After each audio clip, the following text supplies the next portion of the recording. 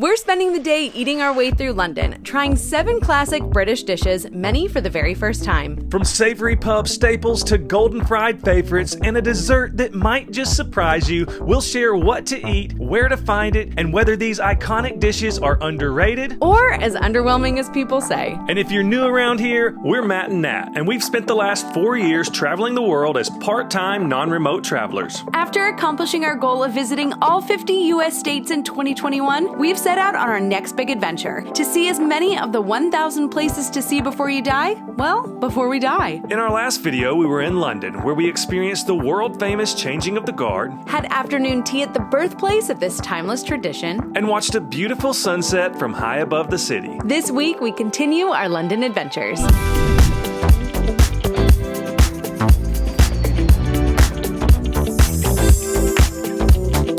If you've ever come home from a trip and your phone bill has an extra 0 or 2 on the end of it, you're not alone. One of the easiest ways to overspend on a trip is by relying on your regular phone plan abroad, because international roaming fees add up fast. But thankfully, today's sponsor, Airalo, has a solution. Airalo is an app that lets you download a digital SIM card called an eSIM for the country or region you're traveling to, so you can get connected as soon as you land and you don't get stuck with those insane international roaming fees. It works in over 200 countries and regions, and the setup is super simple. You just download the app, choose a plan based on your destination, install it before your trip, and activate it when you arrive. We've used Airalo on countless trips over the years and have always been pleased with how easy and reliable it is. So if you're traveling soon, install Airalo free today so you can stay connected wherever you go. And be sure to use our code MATTNAT3 to get $3 off your first eSIM. Again, download the app and use our code MATTNAT3, and don't let those roaming fees wreck your travel budget. Welcome to London. There are a lot of things that the British are known for, but food is typically not one of them. Well, today we're setting out to try some of England's most notable dishes and decide if British cuisine really is as underwhelming as it's made out to be, or if it's actually underrated. Let us know in the comments what you think. And if you're planning a trip to England, definitely check out our blog for a full list of must-try British foods. But now let's get this food tour started with a proper English breakfast.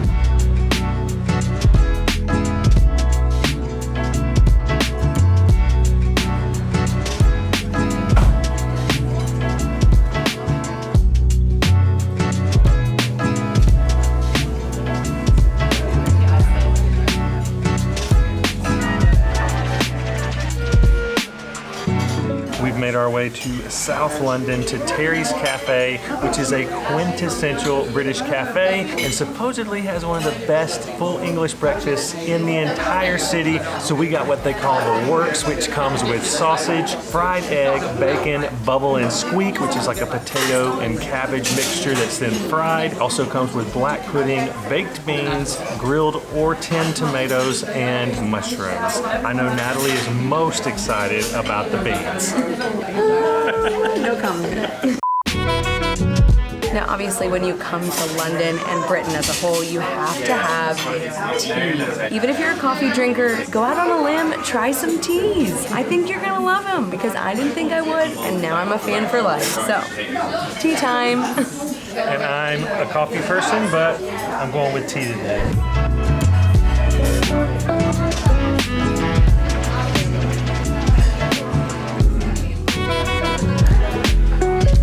I'm going to start with the one thing that I've never had before that's on this plate, and that would be the bubble and squeak, which is this giant casserole looking thing here. I don't know if I'm supposed to add a sauce or butter or anything. I mean, it just tastes like potatoes. There's a little bit of seasoning going on there. Nothing crazy though. A little bit buttery, but mostly just a big hunk of potato casserole. But I really like the crispy bits on the outside. Those are nice. Next is the most not normal thing that we would have at a U.S. breakfast, and that is beans. I know it's not normal for us coming from the U.S., and some of these ingredients seem a little strange, like beans and tomatoes and mushrooms, but honestly, I'm not mad. I need to put them on my toast. That's what I always hear, beans and toast, right? And this toast looks fantastic. Giant pieces of toast. It's sourdough toast. Sourdough. Let's put some beans on there. There we go. Beans and toast ain't bad. That's just a nice classic breakfast sausage. I can't say that beans and toast is classic from where I'm from, but I'm a fan. Black pudding. Different than other black puddings that I've had, but I like this one. Not so irony, if it makes any sense, but the texture obviously is the same. Mushy meat, I don't know. Beans are good. I can see the hype from this place, but this is really good.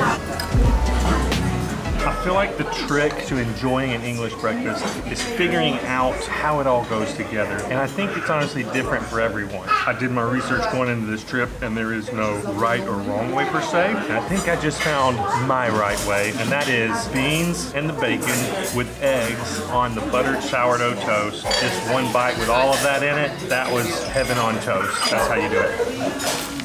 That's how I do it, I should say. I do it all separate, and it still tastes all great to me. So you do you.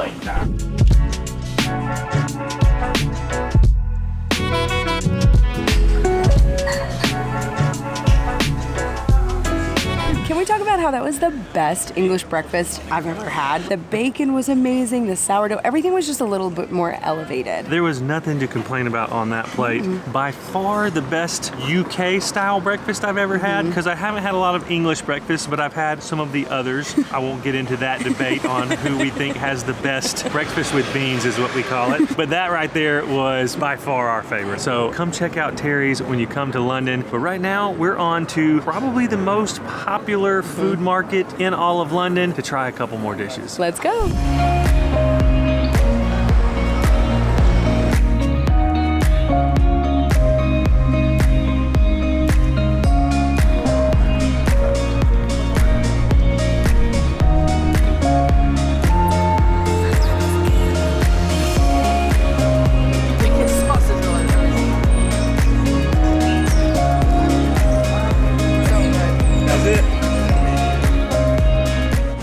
Scotch Egg. It's huge. Also, they serve it cold. I don't know if you're supposed to go home and like heat it up. I have no idea what a Scotch Egg is. I think it's supposed to be hot. It smells good.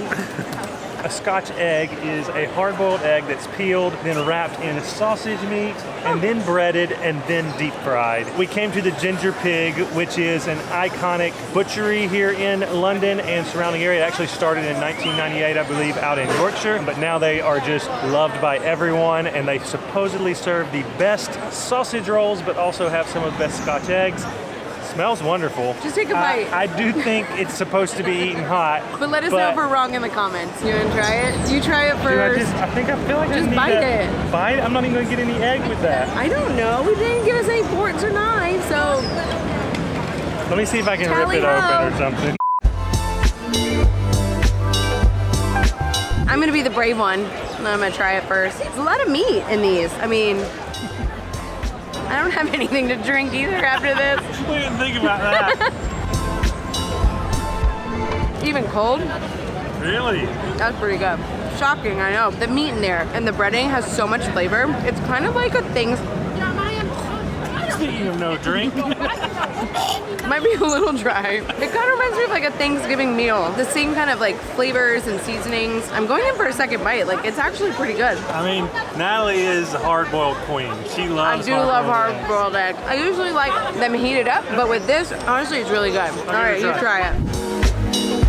That is very hearty. I don't know if you could tell just how big this thing was. It was bigger than a baseball. It was like closer to softball size. That's really nice though. The flavor of the sausage is incredibly good. Whatever seasonings they have on the outside here, I can imagine right out of the fryer, this is just outstanding. It's already great, even served cold. So let us know in the comments if this is supposed to be served cold, and if it is, great. If it's not, we only go up from here, guys.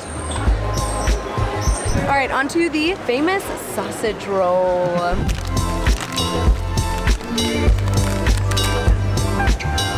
Quite contrary to the Scotch egg, this sausage roll is very hot. If you don't know what a sausage roll is, it is sausage, I assume probably the same kind that was served with the Scotch egg, but it's wrapped in a puff pastry, and the Ginger Pig is supposed to have one of the best in the city.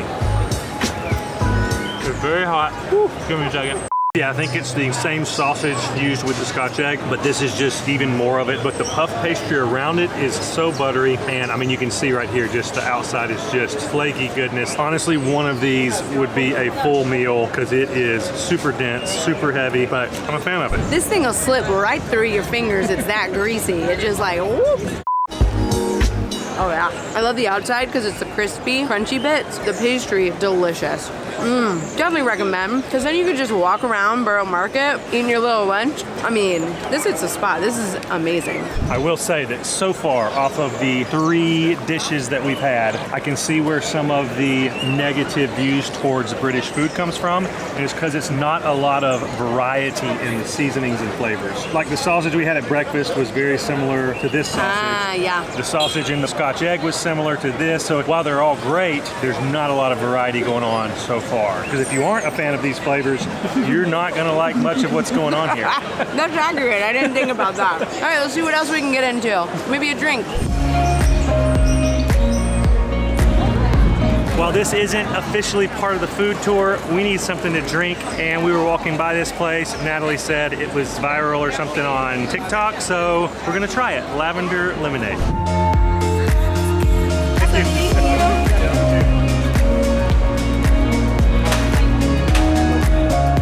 All right, the viral lavender lemonade. I just saw it was expensive and wasn't going to get it.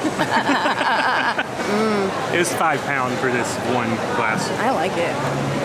Really good. It's almost got a carbonation or something going on. It's really sweet. It is. Especially on the front, but it doesn't have any of the tartness that lemonade typically has. It's a different flavor for sure. I'm a fan. Honestly, you could spend all day here in Borough Market, which we have done back in 2019 before we started our YouTube channel. Yeah, you could do a full food tour just here, and many people actually do, but this is going to be the end of our Borough Market adventure because we got more food to eat elsewhere. Let's go.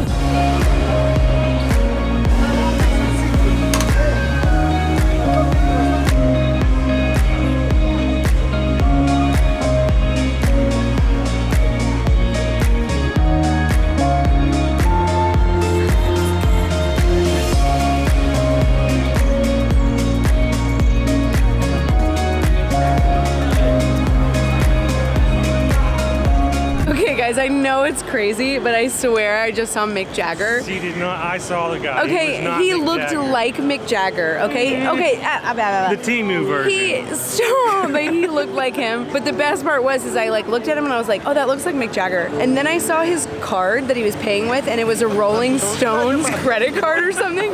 And I was like, that made me question everything. And I was like, is it him? Like, I mean, what he did did he have use kind that? of a rock star look to him, and he was in that same age bracket. So I mean, it could have been, but I don't think it was. Maybe he's in the Rolling Stones crew or something. So pretty much, I met Mick Jagger.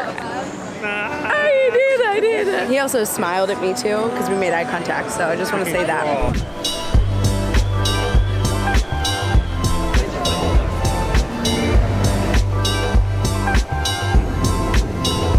What is up, London? You drive on the left, you stand on the right on the escalators, and then the sidewalk is just a free-for-all. It really is. I just need to know which one's happening. King Charles needs to make a decree on where to walk on the sidewalk, because you should just walk on the left like you do drive it, I feel like no? everything just needs to be left. Yeah. That makes sense. It makes, yeah. Anyways.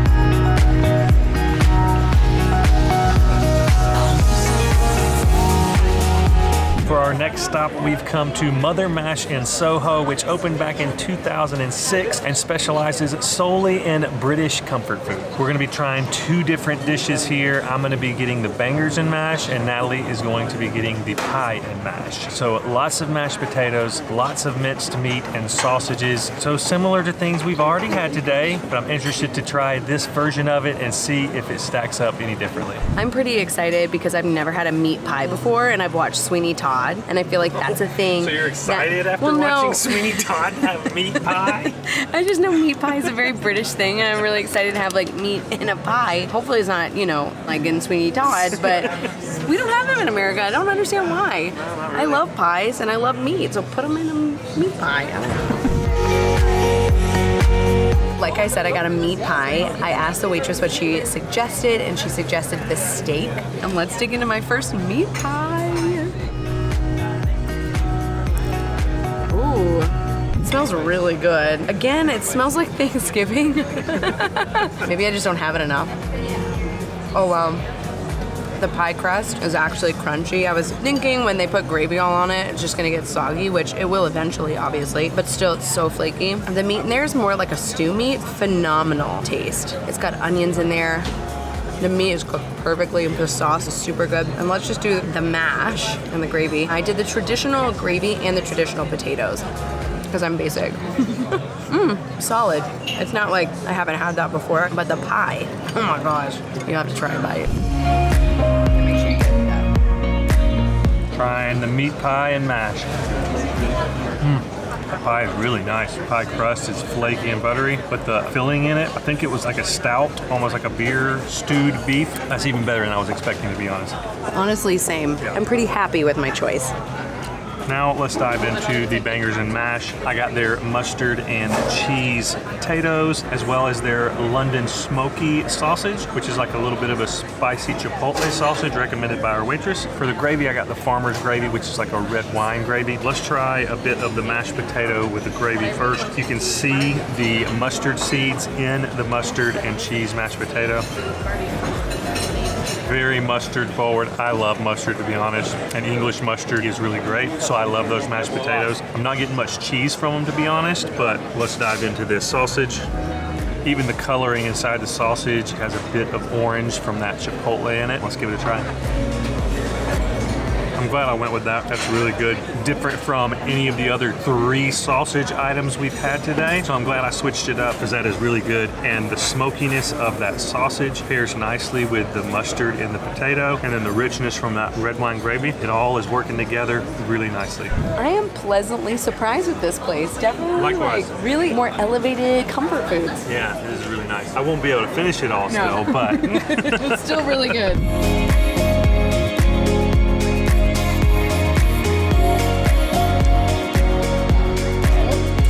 All right, on to the next stop.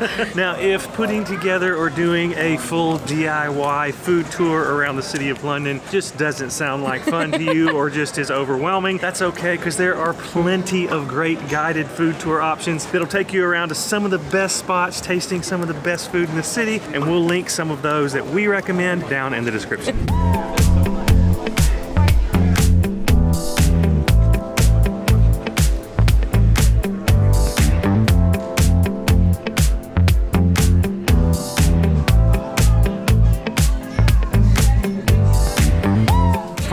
Dish, we've just made our way a little bit further into Soho, and we are at Poppy's Fish and Chips. Yes, finally a dish without sausage involved, and of course this is probably the most popular British food of all time. We've ordered the haddock and chips with mushy peas, and of course we're gonna have salt and vinegar as well. So I love the vibe of this place. They've got disco balls, they've got disco music playing, they've got Audrey Hepburn on the walls. It's really, really cool. It's also known for their sustainable sourced fish and their hand-cut chips. The first location opened up in 1952, founded by Pops, and I am super excited to try it.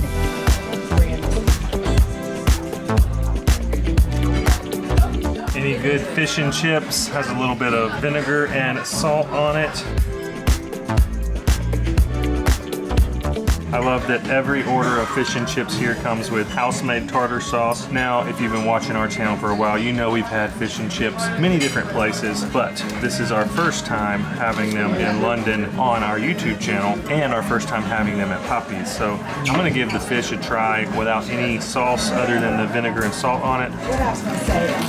The breading is really nice and crispy. The fish is super flaky. You can tell it's really fresh. I mean, that's a good plate of fish and chips right there. Haven't even had the chips. I should say it's a good plate of fish. Chips are solid, just what you expect out of a good plate of fish and chips. They're pretty thick cut chips. fresh out of the fryer. Of course, the salt and vinegar just has that nice tang on the top end of them. Let's give the homemade tartar sauce a try. That tartar is really good. Nice and creamy mayo, but also with the tanginess. Now, the big question, do the mushy peas add or take away from the dish? I think you already know my answer. I'm not gonna lie, guys, I don't exactly know how to incorporate mushy peas into my fish and chips, so I'm just, I don't know, just plop them on top, I guess. I mean, it's not bad. I prefer the tartar sauce. I don't know if you're supposed to do it all together. Let me know in the comments. We always see mushy peas served with fish and chips, but never know exactly how to eat them together. So I like a little bit of vinegar and lemon. Oh, crunchy, flaky fish. The vinegar on that is so good. That's solid. I'm gonna do chip with the tartar sauce. Ooh, that's delicious. That tartar good? Mm-hmm. I also serve ketchup. In these like 1970s bottles, so we're gonna put it on there. That's so fun. I mean, you can't go wrong with ketchup. This place is solid. Matt didn't forget. He's making me try mushy peas. I guess I get to try it with fish. Are you a pea fan? Let me know down in the comments. Are you team no pea like me? I'm adding tartar to it. And with enough of that, you should be able to cover it up. I think I covered it up. The texture's okay, not the end of the world. He doesn't have that much flavor, but not my favorite by any means. Yeah. So I will say, after diving in a little deeper, is it the best I've had? I'm not gonna say that, but it is a solid plate, like I said. Doesn't disappoint, not mind-blowing by any means. It is definitely solid. Give it a go. And let us know your favorite fish and chip shop here in London down in the comments. Got the queen. So after fish and chips, we got these little fruit salad candies, which I'm assuming are like from the 70s. I have no idea if it's that on brand. No idea, yeah, because everything in that particular Poppy's was all 70s themed because it used to be like a 70s music venue back in the day. Is this gum? Is it like a taffy? I don't know what it is. I'm pretty excited about it. Fruit salad. Oh, not what I thought. A taffy. Uh-huh. Tastes like fruit. Tastes like the 70s. You know, very like. What's that mean? Like a Okay, Jello good. mold? Yeah, it tastes like a Jello mold. Nothing like super crazy out there flavor. No, I can't even put my finger on what fruit. It's just fruit. Like maybe with a taste of bubblegum. I don't know. It kind of does have a little bubblegum thing to it. Uh-huh. Fruit salad candy. But this is just the first of our dessert because no food tour would be complete without dessert. Let's go. So let's go.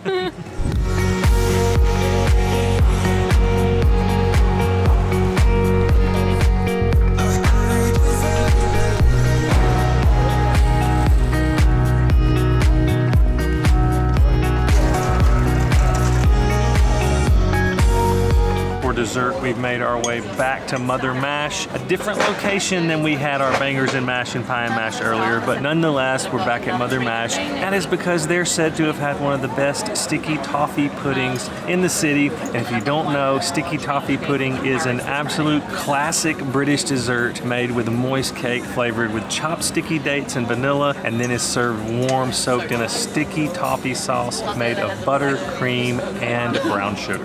That sounds absolutely amazing. We've never had it before, so we're pretty excited about it. On the menu, it had coffee in it.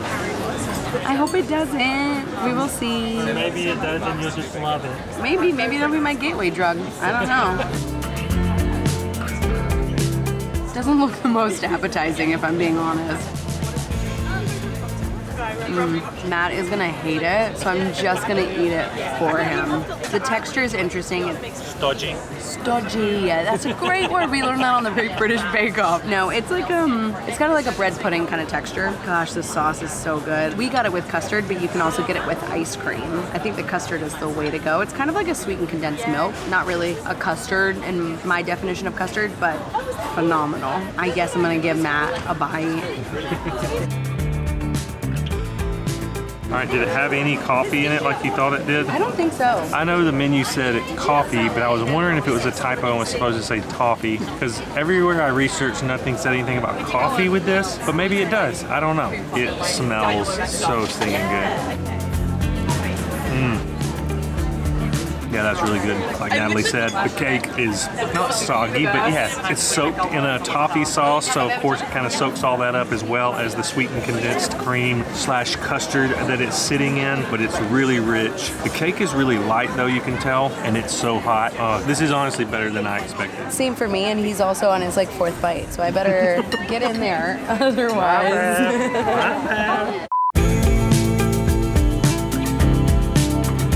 Guys, that sticky toffee pudding, if you couldn't tell, went down way too easy. Literally 3 other people around us got the sticky toffee pudding, and everybody was talking about how amazing it was. One of the British girls were like, "Oh, it's sickening." And I was like, yeah. And even though we had eaten all day, we could have probably done another one, but I'm proud of ourselves because we only split the one. Yeah, high five to us. And it was literally the perfect way to end our food tour here in London. But I guess the big question is British food underwhelming or underrated? I think it's both. I would agree with that. Yeah. I think if you're looking at it as a whole, it can be a little underwhelming because of the lack of variety. But if you look at what they do it really well. And in that sense, it is underrated in my opinion. Yeah, you definitely need to find good spots and the good foods to order, because we had a great experience today. Yes. So we hope this video has helped you find those good spots and find those good foods for your visit to London. And if it has, please remember to hit that big thumbs up button. We hope you've enjoyed watching the video as much as we've enjoyed making it, and we'll see you in the next adventure. Matt's gonna make me have beans for breakfast. Yay. I'm trying to get Matt to say, "Top of the morning to ya." I'm not good at accents. Top of the morning to ya. To ya. Harry Potter. I only know some things in a British English accent. What was that? You know nothing, Jon Snow. Oh, I'm impressed with you. You might be wondering, Natalie, you have 2 bags today. I do. This one is my new one from Scotland. And this one is carrying all my gear. So I have 2. Go for it. Ugh.